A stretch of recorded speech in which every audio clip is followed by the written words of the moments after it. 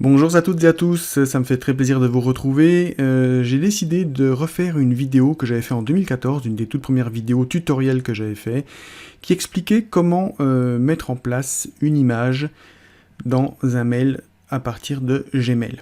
Donc c'est une vidéo qui a plutôt bien marché, puisqu'elle a, à ce jour, elle a presque 30 000 vues.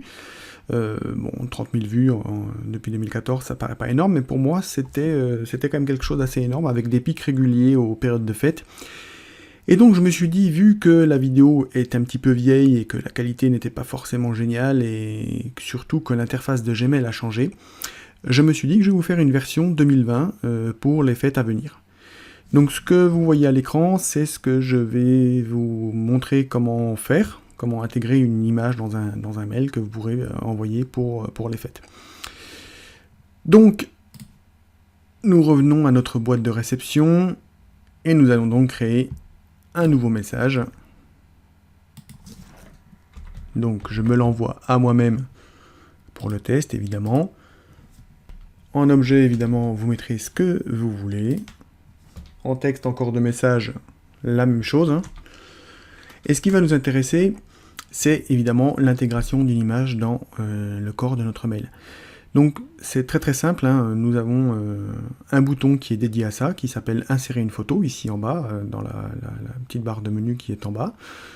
Donc vous cliquez dessus, donc vous avez une fenêtre modale qui se met par-dessus votre interface Gmail et qui vous propose plusieurs options, notamment les photos qui sont associées à votre compte, donc là vous voyez c'est le logo de mon compte Gmail, les albums qui comprennent les photos que vous avez prises avec votre téléphone, une partie importée que nous allons voir juste après, et une partie adresse web où vous allez pouvoir entrer éventuellement une URL d'une image qui vous a plu sur internet, et en fait Google va se charger de la récupérer et de l'insérer. Nous, ce qui va nous intéresser ici, c'est d'importer une image. Donc quand vous allez sur le petit onglet importer, vous avez une espèce de fenêtre qui apparaît, qui vous permet de glisser les photos directement dedans, avec un drag and drop, ou d'aller sélectionner les photos à importer. Notez bien qu'on vous marque bien, faites glisser les photos, c'est-à-dire que vous pouvez en glisser plusieurs, en sachant qu'un mail Gmail est limité à 25 mégas tout de même, donc vous ne pouvez pas mettre tout votre album photo de vos dernières vacances, ça passera difficilement, sauf si elles sont extrêmement bien optimisées. Une petite chose que je voulais vous dire aussi au passage, c'est que faites attention avec l'utilisation de Gmail et de votre compte Google en général. Des nouvelles règles vont s'appliquer en 2021 et notamment à partir du mois de juin sur les comptes non utilisés ou très peu utilisés et sur vos quotas. C'est-à-dire qu'aujourd'hui, toutes les photos que vous prenez avec votre photo et qui sont associées à un compte Google, donc qui vont sur Google Images, sont décomptées de votre quota. Ce n'était pas le cas avant avec les images en résolution, on va dire, qui permettent une impression. Il ne décomptait que les images auparavant que vous gardiez en résolution originale. Donc ça c'est un gros changement parce que ça veut dire que votre compte, le quota de votre compte va rapidement se retrouver saturé, et c'est une politique de Google de vous inciter à prendre leurs produits d'hébergement payant, il n'y a rien de mal à ça, mais c'est mieux d'être prévenu avant que de se retrouver le bec dans l'eau, puisqu'ils annoncent également que si votre quota dépasse... si vous dépassez trop longtemps votre quota, ils peuvent supprimer des fichiers, que ce soit dans Google Images, Google Drive, Gmail, etc., en sachant que les 15 Go qui sont offerts sont unifiés pour tous ces services. Bon voilà, ça c'était la partie que je voulais faire qui était important quand même.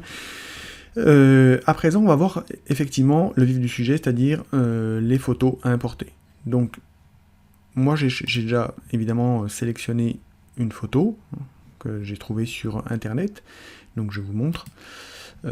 C'est le site Pixabay qui est vraiment un très très bon site qui propose essentiellement des images libres de droit que différents artistes ou les personnes lambda comme vous et moi mettent à disposition sur leur site. La seule contrainte que vous avez, entre guillemets, si vous voulez en faire une utilisation plus professionnelle, c'est évidemment de citer les sources. Ici, c'est quelqu'un qui s'appelle Larissa Koshkina, afin qu'elle puisse être référencée et que son travail soit reconnu, et pourquoi pas qu'on lui propose des missions si c'est quelqu'un qui fait du professionnel. Voilà, donc ça c'était important de le dire, c'est toujours important de parler de ses sources, etc. Et donc à présent, je prends ma photo, je la glisse dans la fenêtre qui était prévue pour ça, je relâche, l'importation de la photo se déroule sans aucun problème, et voilà. vous avez votre mail avec votre photo. Comme je vous l'ai dit, vous pouvez en mettre plusieurs, il n'y a aucun souci. Et à présent, qu'est-ce qu'il nous reste à faire? Il nous reste à envoyer le mail. Donc, il suffit de cliquer sur le bouton envoyer, ça je vous apprends rien. Pour ceux qui ne le savent pas, il est également possible de programmer l'envoi, et ça c'est plutôt pas mal pour les fêtes de fin d'année, surtout si le 24 au soir vous prévoyez un repas un petit peu arrosé. Donc vous pouvez parfaitement vous dire, je vais programmer l'envoi. Donc vous avez des dates préprogrammées, où en général c'est le lendemain à 8 h, le lendemain à 13 h, et le lundi suivant.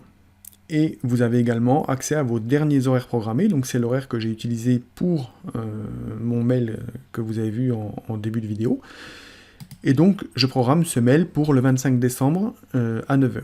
Donc évidemment vous pouvez annuler, donc ici, ou en allant dans les mails planifiés, vous cliquez dessus, vous faites annuler l'envoi, et pour vous montrer parfaitement cette partie, sachez que vous pouvez cliquer également ici et aller choisir la date de votre choix ainsi que l'heure de votre choix. Voilà, 25 décembre, 9 h. Donc je reprogramme l'envoi. Le mail repart dans le dossier des planifiés et il s'enverra le 25 décembre au matin à 9 h sans que vous ayez rien à faire, même si vous dormez. Donc, je vais le déprogrammer à nouveau, puisque moi, ce que je souhaite, c'est vous montrer la démo jusqu'à la fin et que vous vérifiez que ça fonctionne bien. Donc j'envoie le mail tout de suite, je retourne dans ma boîte de réception et je vois mon nouveau mail que je viens d'envoyer ici.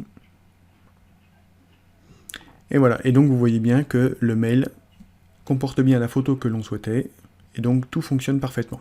Voilà, j'en ai fini pour cette vidéo, je vous remercie de l'avoir suivie. Si elle vous a plu et qu'elle vous a aidé, n'hésitez pas à mettre un petit pouce bleu. N'hésitez pas à vous abonner à ma chaîne. Alors, c'est une chaîne qui est principalement dédiée à l'informatique, à la programmation. Mais si vous me sollicitez dans les commentaires pour faire d'autres vidéos de ce type, ça ne me dérange pas du tout de faire des vidéos qui peuvent aider la plupart d'entre vous sur de l'utilisation de ces outils modernes. Il n'y a aucun souci. Mais je compte sur vous, évidemment, pour me faire part de vos attentes. N'hésitez pas non plus à partager cette vidéo si elle peut aider des proches, des amis, etc. Et quant à moi, il ne me reste plus qu'à vous souhaiter de passer de super bonnes fêtes, si possible en famille. Avec le contexte actuel, c'est pas évident. Et encore une fois, je vous remercie de m'avoir écouté jusqu'au bout. Et je vous dis à très bientôt dans d'autres vidéos de formation. À très bientôt. Ciao, ciao.